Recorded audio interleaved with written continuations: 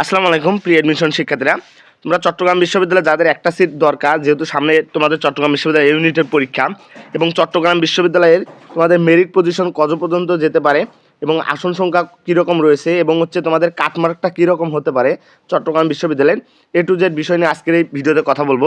চলো শুরু করি। প্রথমে যদি কথা বলি, দেখো চট্টগ্রাম বিশ্ববিদ্যালয়ে যাদের একটা কনফার্ম একটা সিট লাগবে তারা সম্পূর্ণ ভিডিওটা দেখবা, A to Z কথা বলবো। প্রথমে দেখো চট্টগ্রাম বিশ্ববিদ্যালয়ে কিন্তু এই ইউনিটের ভর্তি পরীক্ষা কিন্তু সামনে ভাইয়া। তোমরা চট্টগ্রাম বিশ্ববিদ্যালয়ের ভর্তি পরীক্ষায় তুমি 100 mS এর ক্যালকুলেটর ব্যবহার করতে পারবা তোমার এই ভর্তি পরীক্ষায়, এবং এখানে আসন সংখ্যা রয়েছে কত 1100 পর্যন্ত। তো এই ইউনিটে কিন্তু এইটা অনেকে জিজ্ঞেস করেছে যে মেরিট পজিশন কত দূর পর্যন্ত যেতে পারে। তো তোমাদের ধরে রাখো 1100 যেহেতু সিট সংখ্যা, সো মেরিট পজিশন 5000 পর্যন্ত যেতে পারে। প্রতি বছর এইরকম যায়, কারণ অনেক ইউনিভার্সিটির পরীক্ষা বা ভর্তি এখনও বাকি আছে এবং অনেক ইউনিভার্সিটির পরীক্ষা এখনও হয় নাই। সো কী করে অনেকে তাদের বাসার কাছে যে ইউনিভার্সিটিগুলো আছে এই ইউনিভার্সিটিগুলোতে ভর্তি হবে এবং তার নিজের ক্যাম্পাস, যে পছন্দের যে ক্যাম্পাস, এই ক্যাম্পাসে ভর্তি হবে। যার কারণে চট্টগ্রাম বিশ্ববিদ্যালয়ে কিন্তু এই 1100 সিটটা টোটাল কিন্তু 5000 পর্যন্ত যেতে পারে, কিংবা 4500 পর্যন্ত কনফার্ম শিওর থাকো যে 4000 আপ হবে। তোমাদের মিনিমাম 4000 আপ হবে এই 1100 সিট চলে যাবে। সো দ্বিতীয়বার এখানে সেকেন্ড টাইম ভর্তি পরীক্ষা তোমরা অবশ্যই দিতে পারবা। এখন অনেকে বলছে আমাকে যে চট্টগ্রাম বিশ্ববিদ্যালয়ের কাটমার্কটা তাহলে এবছর কেমন হতে পারে। তোমরা মোটামুটি যেহেতু ভর্তি পরীক্ষা এখনও হয়নি, সো তোমরা ধরে রাখো মোটামুটি প্রায় 70%-এর আশেপাশে যারা আসো, অর্থাৎ 70% যারা অ্যান্সার করবা তারা চান্স পাবে চট্টগ্রাম বিশ্ববিদ্যালয়ে এই ইউনিটে।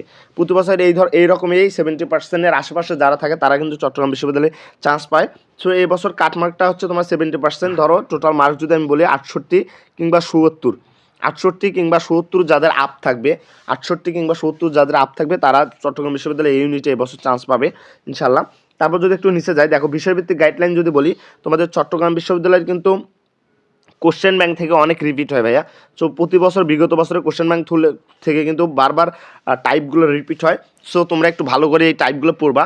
জীববিজ্ঞান যাদের আছে, জীববিজ্ঞান বইয়ে যে দাগানো লাইনগুলো আছে সেগুলো অবশ্যই ভালো করে পড়বা, কারণ এই দাগানো লাইনগুলো থেকে কিন্তু কোশ্চেন হয়, বেশি একটা হার্ড হয় না।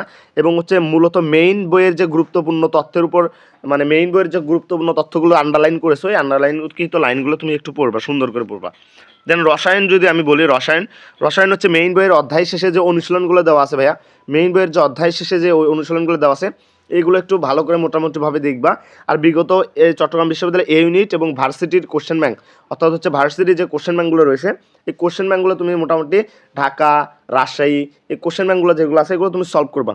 সো অনুশীলনগুলো একটু মোটামুটি পড়বা, যেগুলো আর কি অধ্যায় শেষে দাগানো আছে। এবং চট্টগ্রাম প্রত্যেকটা ইউনিভার্সিটির কোশ্চেন ব্যাংকগুলো একটু ভালো করে পড়বা ভার্সিটি এই ইউনিটের।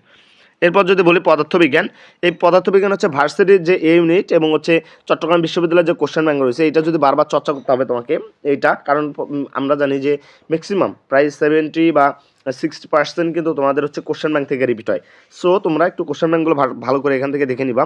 এবং পদার্থবিজ্ঞানের গাণিতিক সমস্যার যে সূত্রগুলো, এগুলো কিন্তু তোমাকে 100% মুখস্থ থাকতে হবে। যে গাণিতিক সমস্যার জন্য যে সূত্রগুলো, এগুলো কিন্তু তোমাদের মুখস্থ থাকতে হবে, আয়ত্ত থাকা খুব জরুরি। এবং যারা আমাদের ইউটিউব চ্যানেলটি এখনও সাবস্ক্রাইব করো নাই ভাইয়া, আমাদের ইউটিউব চ্যানেলটা সাবস্ক্রাইব করে দাও, যে কোনো আপডেট তথ্য সবার আগে পাওয়ার জন্য, যাতে পরবর্তীতে যে কোনো আপডেট তথ্য পেতে পারো। এবং বিভিন্ন ধরনের নোটস সাজেশন কিন্তু শেয়ার করা হয়, ভিডিও দেওয়া হয় কীভাবে টপ করবা, এই ভিডিওগুলো পাওয়ার জন্য সাবস্ক্রাইব করে রাখো। এরপর যদি ইংরেজি নিয়ে কথা বলি, ইংরেজির মূলত বেসিক গ্রামার টপিকগুলো বেশি জোর দিতে হবে। আমি যদি নাম বলি, দেখো তোমাদের সাবজেক্ট ভার্ব এগ্রিমেন্ট রয়েছে, তারপর অ্যাপ্রোপ্রিয়েট প্রিপোজিশন রয়েছে, স্পেলিং রয়েছে, এই বিষয়গুলো থেকে কিন্তু মাস্ট বি কোশ্চেন হয় তোমাদের ভর্তি পরীক্ষায়। এরপর দেখো কন্ডিশনাল সেন্টেন্স রয়েছে, ফ্রেজ অ্যান্ড রিডম রয়েছে, তারপর টেন্স রয়েছে, ভয়েস রয়েছে। এই বিষয় এই যে টপিকগুলো ইংলিশের এই টপিকগুলো থেকে মাস্ট বি তোমাদের কিন্তু কোশ্চেন হয় ভাইয়া, মিস যায় না এই টপিকগুলো থেকে। যেমন passage comprehension, synonym, antonym, pin point error, এই বিষয়গুলো থেকে কিন্তু মাস্ট বি তোমাদের ভর্তি পরীক্ষা আসে ট্যাগ কোশ্চেন। সো এই বিষয়গুলো তুমি ভালো করে আয়ত্তে রাখবা। আর সবচেয়ে বড় কথা হলো একটা সিট নিশ্চিত করার চ্যালেঞ্জ নিতে বিগত বছরের প্রশ্নগুলো কিন্তু ভালোভাবে তোমাকে বিশ্লেষণ করতে হবে, সবচেয়ে গুরুত্ব দিতে হবে। এবং আমি আবার বললাম, তোমরা যে কোনো ধরনের আপডেট সাজেশন, নোটস এবং বিভিন্ন ধরনের আপডেট তথ্য পেতে আমাদের ইউটিউব চ্যানেলটা কী করবা, তোমরা সম্পূর্ণ সাবস্ক্রাইব করে রাখো, যাতে পরবর্তী আপডেট আসার সাথে সাথে তোমরা আসলে পেয়ে যাও ভাইয়া। ওকে, সবার জন্য শুভকামনা, বেস্ট অফ লাক।